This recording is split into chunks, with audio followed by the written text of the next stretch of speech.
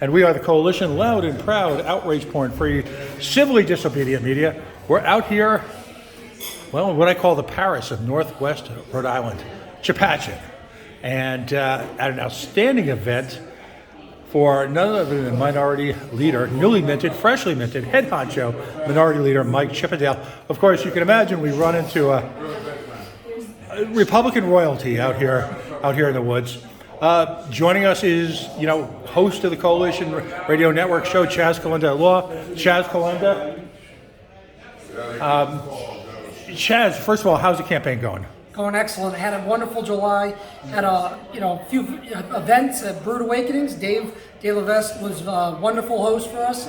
I've been out there trying to get the word out about my campaign. It's been a wonderful success this summer. I've been really humbled by the support that I've been receiving. My understanding is you're receiving a lot of support from across the aisle, from a lot of different folks who are truly political independents, folks who are Democrat. That's right. And no small amount of frustration being expressed at what's happening politically with the Attorney General's office.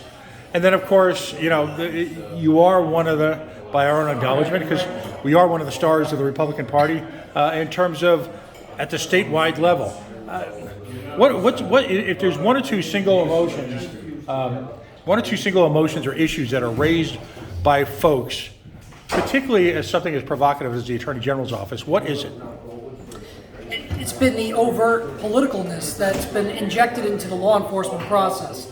It's been the part that has Peter Nerona in the legislature advocating for people's civil rights and constitutional rights to be taken away from them that has really animated people. They've turned them into single issue voters. And a lot of them are single issue voters there to protect the Second Amendment. They don't feel like they have an attorney general who's fighting for their rights. He's fighting for a political agenda. And you see that even on the Democratic side.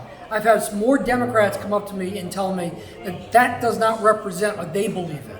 And that's why they're going to be supporting me coming November. At the signing for the now multiple cases of unconstitutional legislation, the National Moms Demand Action leader there referred to Rhode Islanders who oppose the legislation as extremists. What do you say to that? The people that who support your right to bear arms, are they extremists? If you're an extremist by supporting a constitutional right, then I guess I'm an extremist to the farthest degree, because I support all of your constitutional rights. If you think supporting the Constitution makes you extreme and you're a legislature, you need to resign your job. Fair enough. Now we're at an event for Mike Chippendale.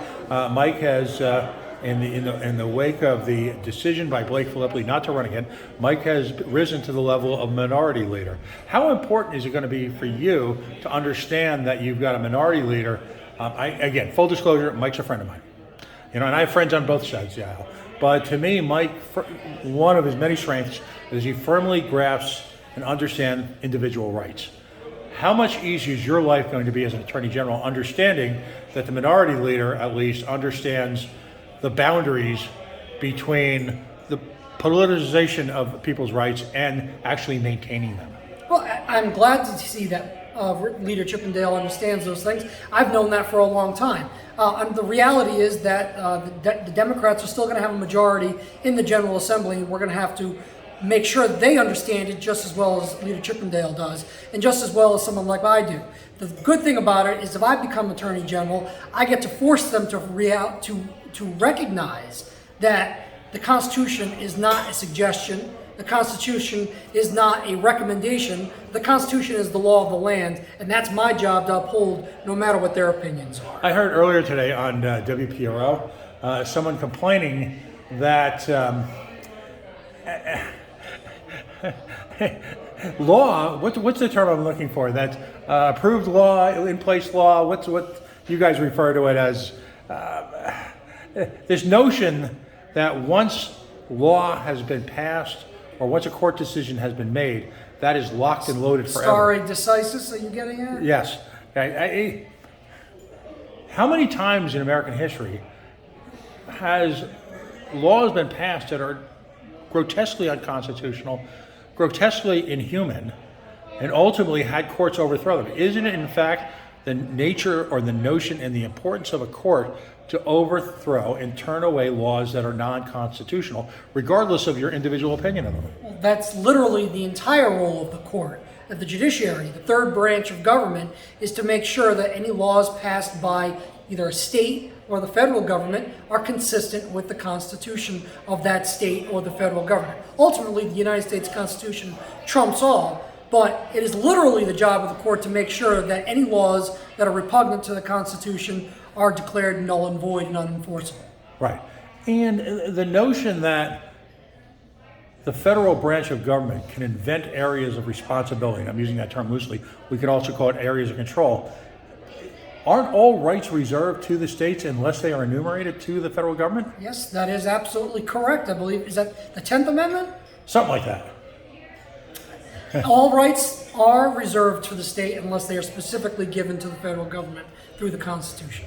Right, and why is that? Now, is that situational politics that are people upset by recent decisions? Or is it just, we'll use a polite term, not fully comprehending the role of the federal government in the Constitution? Well, it's both. I think a lot of people don't understand the interplay of the federal government, the role of the Constitution, how they interplay with the states, and then you've got a lot of people who are situationally upset about how this country is being run, how the state in particular is being run, and then the politicization of everything that we have in our daily lives. I mean, I can't think of a situation that hasn't been politicized to degrees that just make the average person sick to their stomach. And that is really where I'm seeing the strength in my campaign amongst the people who have finally decided to get involved and make this a priority this year to make sure we get this out, the politics out of our process, of our governing here in Rhode Island. Well, Chaz, thanks so much for your time. If you take a moment to engage in what I ask every elected or soon-to-be elected leader, Democrat or Republican, can you please engage in some shameless self-promotion and tell folks where they can find you? You can always find me on the Coalition Radio Networks on Wednesday night, doing my show, Chaz Calenda, Attorney at Law, usually at 8:30 on Wednesdays. Obviously, we're here tonight, so we don't have a show, but this was a abbreviated version. You can also find me at Chaz4AG, that's CHAS, the number 4AG.com. This was my website. I'm a lawyer at the law firm of Inman and Torgy in Coventry, Rhode Island, 401-823-9200 if you need legal assistance. Chaz, thanks so much for joining us. Go back out and have some fun. This is a standing only crowd tonight. It is a big crowd. It's a big turnout, particularly since folks like me had to drive 2 or 3 days to get here. Chaz, we'll see you soon. Take care.